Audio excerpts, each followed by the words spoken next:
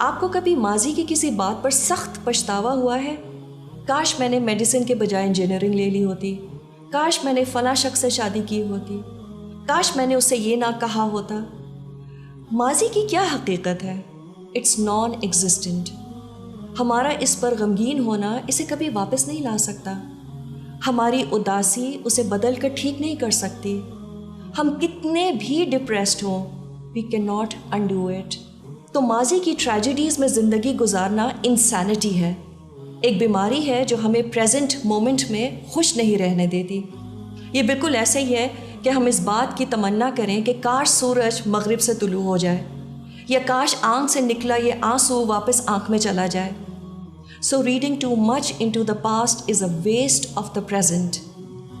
On the other hand, how wise is it to pick fruits before they are ripe? آنے والے کل کی کیا حقیقت ہے؟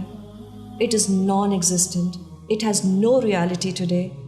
So why should you busy yourself with it? تو اہم چیز یہ ہے کہ آنے والا کل ہم آج دیکھ نہیں سکتے۔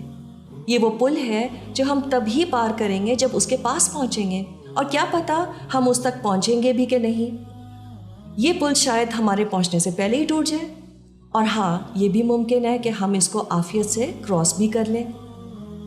اور پھر کل کی بہت زیادہ فکر کرنا ہمارے دین کے مزاج کے بھی مترادف ہے، کیونکہ اس سے انسان کا دل اس دنیا سے جڑا رہتا ہے۔ Our tragedy is that we are incapable of dealing with the present. Everything on earth marches forward. Everything on earth prepares for the new season. And so should we. جب ہم صبح اٹھیں تو بس دن ایسے گزاریں جیسے شاید مجھے شام دیکھنا نصیب نہیں ہوگی۔ Live as though today is all that you have. کل جو بھی اچھا برا ہوا گزر گیا، اور کل کیا ہوئے گا we don't know. So our lifespan is just a day. جیسے ہم آج ہی پیدا ہوئے ہیں اور دن کے اختتام پر ہم مر جائیں گے، تو اس سے نہ گزرے دن کی انگزائٹیز تنگ کریں گی اور نہ مستقبل کی uncertainties. And this is the cure for this problem, live for today.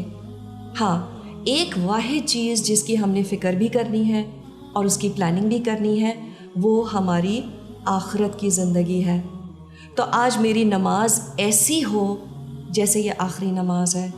قرآن کو مطلب کے ساتھ پڑھیں تاکہ وہ دل کو لگے جا کر، اور اپنے رب کو کثرت سے یاد کریں، لوگوں کے ان کے حقوق سے بڑھ کر دیں، اور مت فکر کریں کہ اگلے 50 سالوں میں میں یہ رویہ سسٹین کر پاؤں گی کہ نہیں۔ تو فکر اس بات کی کہ آج کے دن میری زبان سے کسی کو تکلیف نہ ہو، میں کسی کی غیبت نہ کروں، جو اللہ نے دیا ہے اس پر دل مطمئن، چاہے وہ مال ہو، شکل صورت ہو یا پھر صحت، اور پھر اس دن کو آرگنائز طریقے سے گزارے، ہر منٹ کی اہمیت ہو، اور پھر اللہ سے کثرت سے استغفار اور اس دنیا سے جانے کی تیاری پر سارا فوکس۔